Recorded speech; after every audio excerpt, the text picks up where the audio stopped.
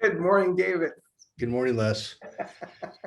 So we're off to a rocky start this morning. Dr. Aria is not behaving well at all. Let's pull this together, Les. All right, sorry, let me put All it. right. All right, I got it. So good morning, Les. Good morning, David. So it's interesting. We are doing a workshop in 2 weeks, and we had a great meeting over the weekend about what we're going to do. It's called, what is the workshop again, Les?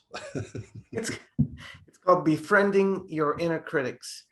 Right. And what we're excited about is going to be very focused on one part of this whole pain process. And we're not talking about just chronic pain, it's about chronic disease and your body being in a chronic threat state. And the body, no living creature does well if you're constantly feeling threatened because your immune system fires up, your heart rate's up.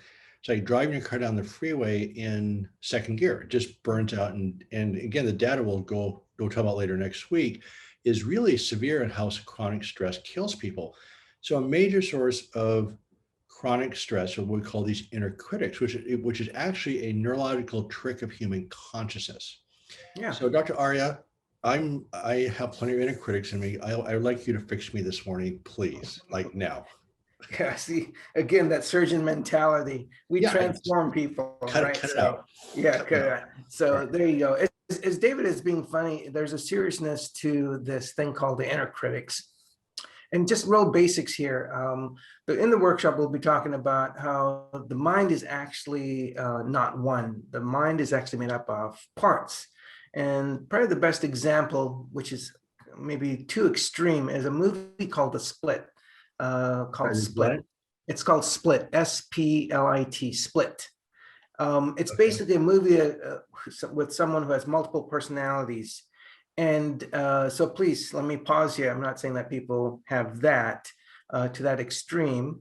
But what I'm saying is the mind is not made out of one part. It's made out of a bunch of parts, like sub-personalities. You don't believe me? Watch this. If I asked everyone here to make a change in their health habits, there's a part of you that says, yes, let's do it. And a part of you that says, no, I don't want to. There's always a part inside of us, of parts that are fighting with each other. If you want to be kind to someone who's been rude to you, a part of you that says, oh, tell them off. Another part of you that says, no, we need to be peaceful and let's be loving. These are different parts called personalities inside of us, not to that extreme of the movie. And so with that said, what most of us don't seem to realize, David, and I think that we both have been practicing this, and many of our audience members, is to be aware when something shows up in your mind. So what I wanted to mention is this is one, the mind is not made out of one unit. It is multiple parts. That is why we have different personalities with certain people and situations and stressors. That protective part comes out, which is my second point. Besides the mind being multiple parts, the second point is this, is that the parts that show up, the thinking that shows up, that you can hear those voices that says, why did you do that? There's many of us experience this. And David, that's why I'm kind of picking on you a little bit this morning, literally this morning. Bring it on. You Bring it. cannot Okay. take it down. All right. So David, what is, tell me, to be a surgeon, correct me if I'm wrong, you have to have some sense of rigidity and perfectionism in surgery, correct? Well, it turns out the answer is you're taught that, but there's actually the opposite. You're actually much more consistent if you're flexible, but we're taught that rigidity is the key. And that's what actually takes us down. I mean, that's the burnout essence of burnout is this rigidity. And you've heard me talk about what's called awake at the wound. We taught ourselves mindfulness-based surgery, and a complication rate just dropped through the floor because we were more aware. We were softer with our hands. And the thing about rigidity mentally was rigidity in your hands. Because when you got tense, you tensed up in your hands, but you lost your feel and touch. Yep. Yeah. And that's, I'm glad you mentioned that. So those of us who didn't go to surgery school like you did. So what many of us actually have had upbringings where we are perfectionistic. And let me put it in a simpler term. We're rigid in the way we think. It's because we've been taught this. And just a little tip here for everyone. In the days to come here for the next 2 weeks, David and I will be talking more about the inner critics. But I just wanted to kind of mention this to you. One of the hardest things is when you're rigid in the mind, you're rigid in the body, there's tension. Very, David, back at you. is that a lessism? Yeah, it is. I was trying to slip it in without being obvious. Could you repeat your lessism today, please? Sure. When you're rigid in the mind, you're rigid in the body. No, I mean, hadn't thought of it that way. And that's fascinating because, again, that's how you sort of become a surgeon, is this perfectionism and rigidity. And so you're going focus, focus, focus, but your attention's on focusing. It's not connected to the move. As we started to connect to feel and light touch, we could just, everything changed. And my complication rate probably dropped 80%. And plus I had fun. So at one point I was operating not to have a complication. And then as I started to operate to have a thing of beauty and sculpting, it completely changed the experience. Instead of being, thank God it's Friday, it was thank God it's Monday. We just had a great time. There's also, as I'm thinking out loud here, orthopedic surgeons do think occasionally. I'll leave that alone, but go on. We won't go there. So there's, we actually like playing the not so aware role because we're really super aware, but it's nice to have that, guys. But anyway, so what happens is you actually become aware, you can feel, and you see all the complications, potential complications happening before you see them. It's a completely different experience.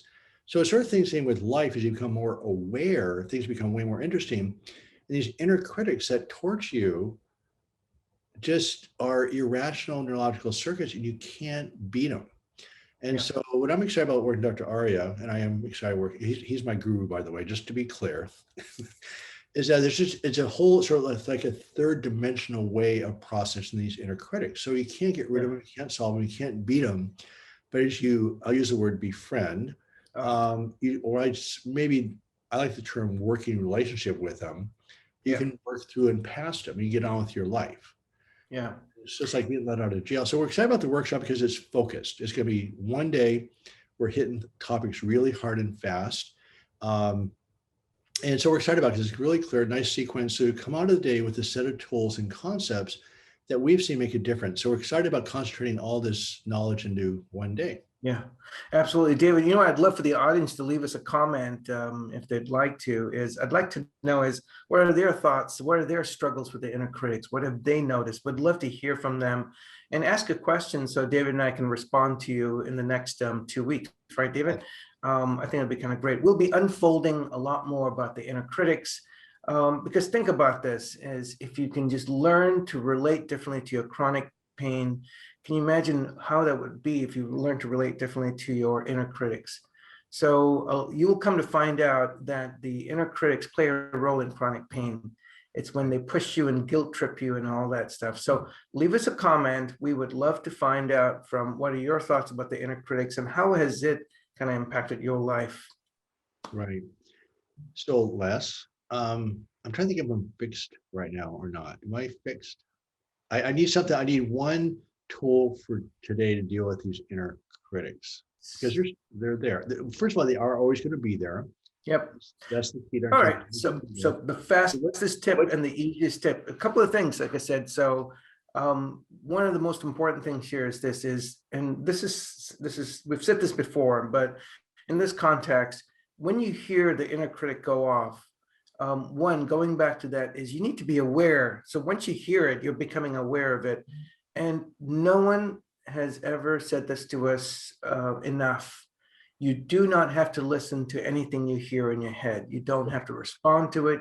But what happens is when we're not aware, we become fused with our inner critic, and it navigates our choices and thoughts and feelings and behaviors. And so what we want to do today is the simplest things. I have 2 words for it. Whenever I hear an inner critic that's overwhelming me sometimes, what I'll say is thank you.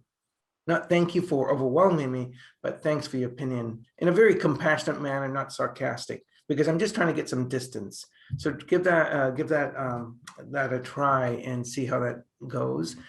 But as the days go by in the next 2 weeks, David and I will talk to you a little bit more about it. And we'll be having some fun with it. So we'll drop you a little clue what we'll be doing in the workshop, David. Thank you, Les. I feel cured now. That was fast. That's great. Well, we hope that everyone has a great The morning. workshop is Saturday, May 14th. It'll be posted on today's Facebook page, also on Dr. Aria's website, remedypain.co.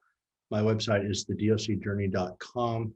And we'd love to have you join us. We've done a couple workshops in the last year or so. We've had a good time with them, nice successes with them. Yeah. And it's going to be a lot of fun. So we'd love to have you join us. Anyway, Dr. Aria, have a nice day. David, have a great one. And everyone enjoy your day and watch out for those inner critics. Drop us a message in your comments, please. Thanks, Les. All right. Thanks, David.